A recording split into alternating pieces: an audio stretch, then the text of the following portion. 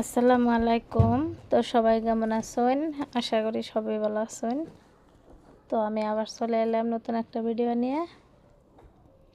আজকের রেসিপি হচ্ছে ধরুন কুমড়ার পাতা দিয়ে বড়া বানাবো।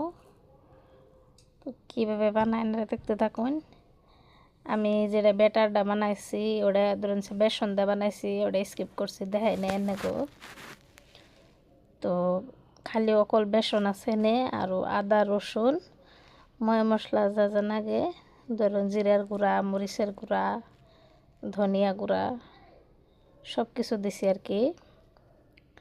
দিয়ে আমি একটা ব্যাটার বানিয়ে নিছি। আরও ধরুন কুমড়ার পাতাটা ভালোভাবে ধুয়ে অল্প অল্প করে করে তারপরে আমি মিডিয়া তেলে ভাজবা নিছি। তো কুমড়ার পাতা খাইতে তো বহুত ভালো লাগে, আর বৃষ্টি বৃষ্টি ভাব হয়েছে, সেই হিসাবে করলাম যে কড়া পাতা আছে বড়া বানাই। তো আমি আজকে বড়া বানাইলাম, গরম গরম ভাত বানাইছি, সুন্দর করে খাইছি, বহুত ভালো লাগছে।